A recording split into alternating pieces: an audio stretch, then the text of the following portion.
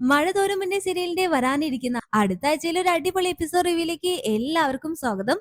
അങ്ങനെ നമ്മുടെ രോഹിത് സത്യങ്ങളെല്ലാം അറിയുന്നുണ്ട്. അലീന തന്റെ ചേച്ചിയാണെന്നുള്ള സത്യങ്ങൾ മൊത്തം രോഹിത് തിരിച്ചറിയുകയാണ്. അതുപോലെ ഹോസ്പിറ്റലിൽ കിടക്കുന്ന വൈജയുടെ അടുത്ത് സത്യങ്ങൾ മൊത്തം തുറന്നു പറയുന്ന ഒരു അടിപൊളി എപ്പിസോഡാണെന്ന് പറയാനായിട്ട് പോകുന്നത്. അപ്പോൾ എല്ലാവരും ഈ ഒരു എപ്പിസോഡ് മുഴുവനായിട്ട് കണ്ടുകൊണ്ട് നിങ്ങളുടെ അഭിപ്രായങ്ങളൊക്കെ ഒന്ന് കമന്റ് ചെയ്യണേ. അങ്ങനെ വൈജ ഹോസ്പിറ്റലിൽ കിടക്കുന്ന ഒരു സമയത്ത് തന്നെ നമ്മുടെ രോഹിത് സത്യങ്ങൾ മൊത്തം തിരിച്ചറിയാണ്. അലീന തന്റെ ചേച്ചിയാണെന്നുള്ള സത്യം. മുത്തശ്ശിയുടെ ഫോണിൽ നിന്ന് അലീനയെ രേവതികുട്ടി സംസാരിച്ചിട്ടുള്ള ആ ഒരു വോയിസ് ക്ലിപ്പൊക്കെ കേട്ടിട്ടായിരിക്കും രോഹിത് സത്യങ്ങളെല്ലാം അറിയുന്നത്. അതിനുശേഷം രോഹിത്തിന് നല്ല കുറ്റബോധമായിരിക്കും. ഞാൻ എന്റെ സ്വന്തം ചേച്ചിയോടാണല്ലോ ഈ ദ്രോഹമൊക്കെ ചെയ്തത്, ഈ വൃത്തികേട് ചെയ്തത് എന്നൊക്കെ പറഞ്ഞുകൊണ്ട് രോഹിത് അവിടെ പൊട്ടിക്കരയാണ്. അങ്ങനെ ഒരു ദിവസം മനു കടപ്പാട്ടൂരിലെത്തും വൈജയുടെ വീട്ടിൽ. അലീന കുറെ ദിവസമായിട്ട് മനുവിന്റെ അടുത്ത് പറയാണ്, മനുവേട്ടാ എനിക്കൊന്ന് അമ്മയെ കാണണം. അമ്മയെ അടുത്ത് നിന്ന് കാണാൻ പറ്റിയിട്ടില്ലെങ്കിലും ദൂരെ നിന്നൊന്ന് കണ്ടാ മതി, കണ്ടിട്ട് ഞാൻ അപ്പൊ തന്നെ പോയിക്കോളാം എന്നൊക്കെ അലീന നിറ കണ്ണുകളോട് കൂടി പറയുമ്പോ അലീനെ ഹോസ്പിറ്റലിലേക്ക് കൂട്ടി കൊണ്ടുപോകാനായിട്ട് മനു എത്തുന്നുണ്ട്. അങ്ങനെ അലീനയും കൂട്ടി മനു പോവാൻ തുടങ്ങുമ്പോ രോഹിത് ചോദിക്കും, മനുവേട്ടാ ഞാനും വന്നോട്ടെ, അമ്മയെ കാണാൻ ഹോസ്പിറ്റലിലേക്ക് ചേച്ചി അമ്മയെ കാണാനാണ് പോകുന്നതെന്ന് എനിക്കറിയാം. അപ്പൊ മനു നാടൻ ഞെട്ടുന്നുണ്ട് രോഹിത്തിന്റെ ഒരു മാറ്റം കണ്ടിട്ട്. സാധാരണ ഇവൻ അവളെ ഇവളെ എന്നൊക്കെയാണല്ലോ അലീനെ വിളിക്കാറുള്ളത്. ഇപ്പൊ എന്താ ഒരു ചേച്ചി എന്നൊക്കെ ഒരു നിമിഷം മനു അവിടെ ചിന്തിച്ചു പോവാണ്. ഒടുക്കം മനു പറയും, എന്നാ നീയും പോരെ എന്നെല്ലാം പറഞ്ഞുകൊണ്ട് അലീനയും രോഹിത്തും മനു ഹോസ്പിറ്റലിലേക്ക് പോവാണ്. ശിവശങ്കറും രാജീവും ഒന്നും ഇല്ലാത്ത സമയത്താണ് അവരവിടെ എത്തുക. അങ്ങനെ അവരവിടെ ചെല്ലുമ്പോ ഗംഗാധരനും ബാലേന്ദ്രനൊക്കെ ഐസിക്ക് പുറത്ത് നിൽപ്പുണ്ടാകും. എങ്ങനെയുണ്ട് അങ്കിളെ ആന്റിക്ക് എന്ന് മനു ചോദിക്കുമ്പോൾ ഗംഗാധരൻ പറയും, കുഴപ്പമില്ല, അപകടനിലയൊക്കെ തരണം ചെയ്തു, തലയ്ക്കാണ് കൂടുതൽ പരിക്ക് പറ്റിയത്, ബോധം ശരിക്കും വന്നിട്ടില്ലെങ്കിലും ഒന്ന് രണ്ട് വട്ടം അവൾ കണ്ണു തുറന്നു, പക്ഷെ ആരെയും തിരിച്ചറിയുന്നില്ല. അപ്പൊ മനു പറയുന്നുണ്ട്, അങ്കിളെ ആന്റി ഒന്ന് കാണാൻ പറ്റുമോ? ആ കാണാനൊക്കെ പറ്റും, പക്ഷെ ഒരുപാട് നേരം അതിനകത്ത് നിൽക്കാൻ പറ്റില്ല, കണ്ടിട്ട് വേഗം ഇറങ്ങിക്കോളണം. അലീന നിനക്ക് കാണണ്ടേ വൈജേ? അത് പിന്നെ മാഡത്തിന് എന്നെ കാണുന്നത് ഇഷ്ടമല്ലല്ലോ, ഞാൻ കേറി കണ്ടാൽ മാഡം വയലന്റ് ആകില്ലേ, അതുകൊണ്ട് ഞാൻ പുറത്തു നിന്ന് കണ്ടോളാം. അപ്പൊ ഗംഗാധരൻ പറയുന്നുണ്ട്, നീ എന്തായാലും അവളെ കാണാൻ വേണ്ടി വന്നതല്ലേ, അവൾക്കിപ്പോ ബോധം വന്നിട്ടില്ലല്ലോ, നീയും മനുവിന്റെയും രോഹിത്തിന്റെയും കൂടെ കയറി കണ്ടോ. അപ്പോൾ അലീന ചോദിക്കാണ്, മാഡത്തിന് ആരെയും തിരിച്ചറിയാൻ പറ്റില്ല സാറേ എന്ന് ചോദിക്കുമ്പോ ഗംഗാധരൻ പറയും, അവൾക്ക് ശരിക്കും ബോധം വന്നാലേ എന്തേലും പറയാനായിട്ട് പറ്റുകയുള്ളൂ. ഒന്നുകിൽ അവൾ എല്ലാരെയും തിരിച്ചറിഞ്ഞ് പഴയ വൈജയായിട്ട് അവളെ നമുക്ക് തിരിച്ചു കിട്ടും, അല്ലെങ്കിൽ അനങ്ങാൻ പോലും പറ്റാതെ ജീവശവമായി കിടക്കുന്ന വൈജയായിരിക്കും നമുക്ക് തിരിച്ചു കൊണ്ടുപോകാൻ പറ്റുക. ഇത് കേൾക്കുമ്പോ നിറ കണ്ണുകളോട് കൂടി അലീന ആകെ ഞെട്ടിത്തരിച്ച് ബാലേന്ദ്രനെ തന്നെ നോക്കി നിൽക്കാണ്. ഇപ്പൊ എല്ലാവർക്കും സമാധാനായില്ലേ? ഈ അവസ്ഥയിൽ പറയാൻ പാടുണ്ടോ എന്നറിയില്ല, എന്നാലും ഞാൻ പറയാണ്, ഞാൻ എത്ര തവണ ബാലേന്ദ്രനോട് പറഞ്ഞു അവളോടൊന്ന് ക്ഷമിക്കാനായിട്ട്, അവളോട് ദേഷ്യം കാണിക്കായിരുന്നു, പക്ഷെ അവളുടെ മനസ്സിനെങ്ങനെ കുത്തി നോവിക്കണ്ടായിരുന്നു. ദൈവം എല്ലാവർക്കും ജീവിക്കാനായിട്ട് ഒരു സെക്കൻഡ് ചാൻസ് തരണമെന്നില്ലല്ലോ എന്നൊക്കെ ഗംഗാധരൻ ബാലേന്ദ്രന്റെ മുഖത്ത് നോക്കി പറയുന്നുണ്ട്. അപ്പോൾ അലീന അവിടെ ഒന്നും മിണ്ടാതെ നിൽക്കും. ബാലേന്ദ്രനാണെങ്കിലോ നിറ കണ്ണുകളോട് കൂടി തലയും താത്തിയിരിക്കും. ബാലേന്ദ്രന്റെ ഈ ഒരു സങ്കടമൊക്കെ കാണുമ്പോ രോഹിത്തിനാണ് ഭയങ്കര വിഷമമാകുന്നുണ്ട്. ഞാനൊരു നിമിഷം എന്റെ അമ്മയുടെ കൂടെ നിന്ന് എന്റെ അച്ഛനെ തെറ്റിദ്ധരിച്ചു പോയി. അലീന ചേച്ചി അമ്മയുടെ മകളാണെന്ന് അറിഞ്ഞപ്പോഴല്ലേ എന്റെ അച്ഛന് അറ്റാക്ക് പോലും വന്നത് എന്നൊക്കെ ബാലേന്ദ്രനെ നോക്കി മനസ്സിൽ ഇങ്ങനെ പറയണേ രോഹിത്ത്. എന്നിട്ട് പതിയെ ബാലേന്ദ്രന്റെ അടുത്തേക്ക് പോയിട്ട് രോഹിത്ത് ബാലേന്ദ്രനെ ചേർത്ത് പിടിക്കും.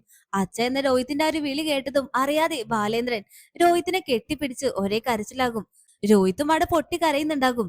അച്ഛൻ കരയാതിരിക്കി, അമ്മയ്ക്കൊന്നും സംഭവിക്കില്ല, നമ്മുടെയൊക്കെ പ്രാർത്ഥന ഉണ്ടല്ലോ എന്നെല്ലാം പറഞ്ഞുകൊണ്ട് രോഹിത്ത് ബാലേന്ദ്രനെ ഇങ്ങനെ സമാധാനിപ്പിക്കും.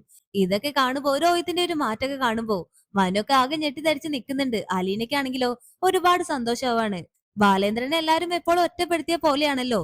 ഇത് കാണുമ്പോൾ അലീനയ്ക്ക് അവിടെ ഒരുപാട് സന്തോഷമാവുന്നുണ്ട്. പിന്നീട് ബാലേന്ദ്രൻ പറയും, മോൻ പോയിട്ട് അമ്മയെ കണ്ടിട്ട് വാ, നഴ്സിനോട് പറഞ്ഞാ മതി. അപ്പൊ രോഹിത് ഐസിയുന്റെ വാതിൽ വരെ പോയിട്ട് അലീന ഒന്ന് തിരിഞ്ഞു നോക്കും. എന്നിട്ട് അലീനയുടെ അടുത്തേക്ക് തന്നെ തിരിച്ചു വരികയാണ്. ചേച്ചിയും വാ, ചേച്ചിക്കും കണ്ട അമ്മേ എന്ന് രോഹിത് ചോദിക്കുമ്പോ ബാലേന്ദ്രനും മനു അലീനയും എല്ലാവരും അവിടെ ഞെട്ടാണ്. മനു പതിയെ അലീനയോട് പറയുന്നുണ്ട്, അലീന നീ അവന്റെ കൂടെ കയറി കണ്ടിട്ട് വാ, ഇപ്പൊ എന്തായാലും ആന്റിക്ക് ബോധം വന്നിട്ടില്ലല്ലോ, ബോധം വന്നാൽ നിനക്ക് ആന്റിയെ കാണാൻ പറ്റില്ല, ആന്റി അതിന് സമ്മതിക്കില്ല എന്നൊക്കെ പറയുമ്പോ അലീന രോഹിത്തിന്റെ കൂടെ പോവാണ് വൈജയെ കാണാനായിട്ട്. വൈജയുടെ ആ ഒരു കിടപ്പൊക്കെ കാണുമ്പോൾ അലീന അവിടെ പൊട്ടി കരയുന്നുണ്ട്. അപ്പൊ നേഴ്സ് പറയും, പേഷ്യന്റിനെ ശല്യപ്പെടുത്താൻ പാടില്ല, കണ്ടിട്ട് വേഗം ഇറങ്ങണം, ഇനി ജസ്റ്റ് ഒന്ന് വിളിച്ചു നോക്കണമെങ്കിൽ ആവാം, ബോധം വരികയാണെങ്കിൽ നിങ്ങളെ തിരിച്ചറിയാൻ പറ്റുമോ എന്ന് നോക്കാലോ. അപ്പൊ രോഹിത് മെല്ലെ വിളിക്കുന്നുണ്ട്, അമ്മേ ഞാനാണ്, രോഹിത്താണ്, കണ്ണു തുറക്കമ്മേ എന്നെല്ലാം പറഞ്ഞുകൊണ്ട് രോഹിത് വിളിക്കുന്നുണ്ടെങ്കിലും വൈജയുടെ കൈ ജസ്റ്റ് ഇങ്ങനെ അനങ്ങാന്നല്ലാതെ വൈജ കണ്ണു തുറക്കുന്നില്ല. അപ്പൊ രോഹിത് അലീനയോട് പറയും, ചേച്ചി ഒന്ന് വിളിച്ചു നോക്കിക്കേ, ചേച്ചി വിളിച്ചാൽ ഒരു പക്ഷെ അമ്മ കണ്ണു തുറന്നാലോ. വേണ്ട മോനെ, ഞാൻ വിളിച്ചാൽ മാഡത്തിന് ഇഷ്ടാവില്ല, എന്നെ കണ്ടാൽ മാഡത്തിന്റെ അവസ്ഥ കുറച്ചുകൂടി മോശമാവുകയുള്ളൂ, അതുകൊണ്ട് വേണ്ട രോഹിത്, മാഡത്തിന് ഒന്നും സംഭവിക്കാൻ പാടില്ല, നിങ്ങളെല്ലാവരും സന്തോഷമായി ജീവിക്കുന്നത് കണ്ടാൽ മതി എനിക്ക്. ഇനി മാഡം തിരിച്ചു വരുമ്പോ ബാലേന്ദ്രൻ സാർ മാഡത്തെ ഒരുപാട് സ്നേഹിക്കും, അവർക്കിടയിലെ പ്രശ്നങ്ങളും അവസാനിക്കും, മാഡത്തിന് അപ്പോഴും ഞാൻ പോകണമെന്നാണെങ്കിൽ ഞാൻ എന്തായാലും പോയിക്കോളാം എന്നൊക്കെ അലീന അങ്ങനെ പറയാണ്. അപ്പൊ രോഹിത് ചോദിക്കുന്നുണ്ട്, എങ്ങോട്ട് പോവാനാ ചേച്ചി? ചേച്ചി എങ്ങോട്ട് പോകുന്ന കാര്യമാണ് പറയുന്നത്? അപ്പോൾ അലീന അവിടെ ആകെ അന്തം വിട്ട് നിൽക്കാണ്. ഇവൻ ഇത് എന്ത് പറ്റി? ഇത്ര കാലം എന്നെ പുറത്താക്കാനായിരുന്നല്ലോ ആഗ്രഹം, ഇപ്പോൾ എന്താ പറ്റിയത് എന്നൊക്കെ അലീന അവിടെ അങ്ങനെ ചിന്തിച്ചോണ്ട് നിൽക്കും. അപ്പൊ രോഹിത് പറയും, ചേച്ചി എങ്ങോട്ടും പോകുന്നില്ല. ഞങ്ങളുടെ വീട്ടിലൊരു അംഗമായി ചേച്ചി ഞങ്ങളുടെ വീട്ടിൽ തന്നെ താമസിക്കും. ഞങ്ങളുടെ വീടിനെ താങ്ങി പിടിച്ച് ചേച്ചി നല്ല രീതിക്ക് മുന്നോട്ട് കൊണ്ടുപോകുമെന്ന് എനിക്കറിയാം. അതുപോലെ ഞങ്ങൾക്ക് താങ്ങും തണലുമായിട്ട് ഞങ്ങളുടെ കൂടെ തന്നെ ചേച്ചി വേണം. ചേച്ചി ഇപ്പൊ എന്നോട് കൂടുതലായിട്ടൊന്നും ചോദിക്കരുത്. രോഹിത്, ഇനിയിപ്പോ എന്താ ഇങ്ങനെയൊക്കെ പറയുന്നത്? നിനക്കെന്താ ഇപ്പൊ പെട്ടെന്നൊരു മാറ്റം? കുറച്ചു ദിവസമായിട്ട് ഞാൻ നിന്നെ ശ്രദ്ധിക്കാണ്. ചേച്ചി ഇപ്പൊ എന്നോടൊന്നും ചോദിക്കരുത്. ഒന്നും തുറന്നു പറയാൻ പറ്റിയ ഒരു സിറ്റുവേഷനിലല്ല ഞാനിപ്പോ ഉള്ളത്. ഞങ്ങളുടെ അമ്മയെ ചേച്ചി ഇനി സ്വന്തം അമ്മയായിട്ട് വേണം കാണാനായിട്ട്. അപ്പോൾ അലീന ഇങ്ങനെ മനസ്സിൽ പറയും, സ്വന്തം അമ്മ തന്നെയാണ് മോനെ. ഞാനിപ്പോൾ ഇത് തുറന്നു പറഞ്ഞാൽ നിങ്ങളുടെ കുടുംബം തകരും. ഞാൻ അതിന് ആഗ്രഹിക്കുന്നില്ല. എനിക്കൊന്നും വേണ്ട. എന്റെ അമ്മയെ എനിക്കൊന്ന് കാണാൻ പറ്റിയാൽ മാത്രം മതി എന്നൊക്കെ അലീന അവിടെ ചിന്തിച്ചോണ്ട് നിൽക്കും. എന്നിട്ട് വൈജയുടെ കയ്യിലൊന്ന് പിടിച്ച ശേഷം അലീന പുറത്തേക്ക് പോകുന്നുണ്ട്. അന്നേരം രോഹിത് വൈജയോട് പറയും, ഇപ്പൊ ഇവിടുന്ന് പോയത് അമ്മയുടെ സ്വന്തം മകളാണ്, ഞങ്ങളുടെ ചേച്ചി. അമ്മ ഇത് കേൾക്കുന്നുണ്ടോ എന്ന് എനിക്കറിയില്ല, എന്നാലും ഞാൻ പറയാണ്, അമ്മ ഇനിയും ചേച്ചി വേദനിപ്പിക്കരുത്, പുറത്താക്കരുത് എന്നൊക്കെ രോഹിത് വൈജയുടെ അടുത്ത് പറഞ്ഞ ശേഷം രോഹിത്തും പുറത്തേക്ക് പോവാണ്. അങ്ങനെ വൈജയെ കണ്ടുവന്ന അലീനയോട് ബാലേന്ദ്രൻ ചോദിക്കുന്നുണ്ട്, മോളെ നീ അമ്മയെ കണ്ടോ? നീ അമ്മയെ വിളിച്ചു നോക്കിയോ? ഇല്ല അച്ഛാ, ഞാൻ അമ്മയെ വിളിച്ചു നോക്കിയിട്ടില്ല. ഞാൻ വിളിച്ചിട്ട് അമ്മ എങ്ങനെ കണ്ണു തുറന്നാൽ അമ്മ എന്നെ തല്ലിയാലോ, എന്നോട് ഇറങ്ങി പോവാൻ പറഞ്ഞാലോ, അതുകൊണ്ട് ഞാൻ വിളിച്ചില്ല. എന്നെ കണ്ടാൽ അമ്മയ്ക്ക് അസുഖം കൂടുകയുള്ളൂ. അപ്പൊ ബാലേന്ദ്രൻ അവിടെ ചിരിച്ചുകൊണ്ട് പറയും, അങ്ങനെയെങ്കിലും അവളൊന്ന് സംസാരിക്കട്ടെടോ, അങ്ങനെയും അവൾക്കൊന്ന് ബോധം വരട്ടെ. അപ്പോൾ അലീന പറയുന്നുണ്ട്, സാറ് വിഷമിക്കണ്ട, എനിക്കറിയാം സാറിന്റെ ഉള്ളിൽ നല്ല വിഷമമുണ്ടെന്ന്. മാഡം പഴയതുപോലെ തന്നെ തിരിച്ചു വരും. ഇനി സാറ് മാഡത്തിന്റെ അടുത്ത് ദേഷ്യം വെക്കരുത്, തെറ്റുകൾ പറ്റാത്തതായിട്ട് ആരുമില്ല. അപ്പോൾ ബാലേന്ദ്രൻ ചോദിക്കും, ക്ഷമിക്കണോ ഞാൻ? അതെ അച്ഛാ, അച്ഛൻ അമ്മയോട് ക്ഷമിക്കണം. എന്നാ ശരി, ഞാൻ ക്ഷമിച്ചു. വൈജൊന്ന് കണ്ണു തുറന്നാൽ മാത്രം മതി എനിക്ക് എന്നൊക്കെ ബാലേന്ദ്രൻ പറയാണ്. അച്ഛൻ പേടിക്കണ്ട, അമ്മ വേഗം കണ്ണു തുറക്കും. ഇനി അമ്മ എന്നോട് പോവാൻ പറഞ്ഞാൽ അച്ഛൻ എന്നെ പിടിച്ചു നിർത്തരുത്. അച്ഛൻ അമ്മയെ സങ്കടപ്പെടുത്താനും പാടില്ല. എന്റെ വൈജിക്ക് ഇഷ്ടമല്ലെങ്കിൽ നീ ഇവിടെ നിന്ന് ഇറങ്ങി പോടി എന്ന് വേണം അച്ഛൻ എന്നോട് പറയാനായിട്ട്. ഇത് കേൾക്കുമ്പോ അമ്മയ്ക്കവിടെ ഒരുപാട് സന്തോഷമായിക്കോളും. ഞാൻ പോയിക്കോളാം അച്ഛാ എന്നൊക്കെ അലീന നിറ കണ്ണുകളോട് കൂടി പറയും. ഇതെല്ലാം കേട്ടുകൊണ്ട് അപ്പൊ രോഹിത് അവിടെ നിൽക്കുന്നുണ്ടാകും. എന്നിട്ട് രോഹിത് വന്നിട്ട് പറയുന്നുണ്ട്, വേണ്ട അച്ഛാ, ചേച്ചിയെ പറഞ്ഞു വിടരുത്. ചേച്ചിയെ പോകാൻ സമ്മതിക്കരുത്. ചേച്ചി അവിടെ വേണം. ഇനി അമ്മയെ നോക്കാൻ ആരെങ്കിലും വേണ്ടേ? മുത്തശ്ശിക്ക് എന്തായാലും നോക്കാൻ പറ്റില്ല. ഭവിതയെ പിന്നെ അങ്ങോട്ട് നോക്കേ വേണ്ട. അച്ഛന് ഓഫീസിൽ പോകണം, ഞങ്ങൾക്കാണെങ്കിൽ ക്ലാസ്സിൽ പോകണം. അതുകൊണ്ട് അച്ഛൻ ചേച്ചിയെ വിടരുത്. രോഹിത് ഇങ്ങനെയൊക്കെ പറയുമ്പോ ബാലേന്ദ്രന്റെ കണ്ണ് തള്ളുന്നുണ്ട്. ഇതെന്താണ് നീ ഇപ്പൊ എങ്ങനെ പറയുന്നത്? ഇത്ര കാലം അമ്മയ്ക്കും മകനൊക്കെ അലീനായിരുന്നല്ലോ പ്രശ്നം. അപ്പൊ രോഹിത് പറയും, അതൊക്കെ അപ്പോഴല്ല അച്ഛാ. അച്ഛൻ എന്തായാലും അമ്മയെ പറഞ്ഞു വിടരുത്. അമ്മ പലതും പറയും, പക്ഷേ അച്ഛനൊരു സ്റ്റാൻഡിൽ തന്നെ ഉറച്ചു നിൽക്കണം. ആ, ആലോചിക്കാം. അതൊക്കെ പോട്ടെ, ഇത്ര കാലം ഇല്ലാത്തൊരു ചേച്ചി വിളി ഇപ്പൊ എന്താ? വീണ്ടും വല്ല കെണിയുമാണോ ആ ഹരിയുടെ കൂടെ കൂടി? അല്ല അച്ഛാ, ചേച്ചി എനിക്കൊരു ഉപദ്രവം ചെയ്തിട്ടില്ല. പിന്നെ ഞാൻ എന്തിനാണ് ചേച്ചിയെ ദ്രോഹിക്കുന്നത് എന്ന് ഞാൻ ആലോചിച്ചു. ഹോ, നല്ല ബുദ്ധിയൊക്കെ തോന്നി തുടങ്ങിയോ? ഇങ്ങനെയൊക്കെ പോയാൽ നിനക്ക് കൊള്ളാം എന്നൊക്കെ അവരവിടെ ഇങ്ങനെ സംസാരിച്ചോണ്ട് നിക്കാണ്. അപ്പോൾ അങ്ങോട്ട് മനു വരും. അലീന, താനൊന്ന് എന്റെ കൂടെ വന്നേ, ക്യാൻറ്റീനിൽ പോയിട്ട് നമുക്ക് ചായ വാങ്ങണം. അങ്കിളെ, ഞാൻ അലീനയും കൂട്ടി പോയിട്ട് ചായ വാങ്ങിട്ട് വരാം. അങ്ങനെ അവര് പോയപ്പോ രോഹിത് പറയും, അച്ഛാ, ഞാൻ എല്ലാ സത്യങ്ങളും അറിഞ്ഞു. എന്താ? എന്ത് സത്യം? എന്ത് സത്യമാണ് നീ അറിഞ്ഞത്? അലീന ചേച്ചി അമ്മയുടെ മകളാണെന്നുള്ള സത്യം. മുത്തശ്ശിയുടെ ഫോണിലുള്ള വോയിസ് മൊത്തം ഞാൻ കേട്ടു. അപ്പൊ ബാലേന്ദ്രൻ അവിടെ നിന്ന് ഞെട്ടുന്നുണ്ട്. അച്ഛാ, അച്ഛൻ ഇനിയും അമ്മയോട് ദേഷ്യപ്പെടരുത്. എനിക്ക് മനസ്സിലാവുന്നുണ്ട് അച്ഛന്റെ അവസ്ഥ. അമ്മയ്ക്കൊരു തെറ്റ് പറ്റി. എനിക്ക് അമ്മയെ ഒഴിവാക്കാൻ പറ്റില്ലല്ലോ. എനിക്ക് അമ്മയെയും വേണം, അച്ഛനെയും വേണം. അപ്പൊ ബാലേന്ദ്രൻ ചോദിക്കാണ്, അപ്പോൾ അലീനയോ? അവളെ എന്ത് ചെയ്യും? ചേച്ചിയെ നമുക്ക് പറഞ്ഞു വിടണ്ട അച്ഛാ, ചേച്ചി നമ്മളുടെ കൂടെ വേണം എന്നൊക്കെ പറഞ്ഞ് രോഹിത് ബാലേന്ദ്രന്റെ തോളിൽ ഇങ്ങനെ ചാരി കിടക്കാണ്. അപ്പൊ ബാലേന്ദ്രൻ അവിടെ രോഹിത്തിനെ ചേർത്ത് പിടിക്കുന്നുണ്ട്. പിന്നീട് അതെല്ലാം കഴിഞ്ഞ് ബാലേന്ദ്രൻ പറയുന്നുണ്ട്, മോനെ, നീ അലീനയും തിരിച്ച് വീട്ടിലേക്ക് പോയിക്കോ.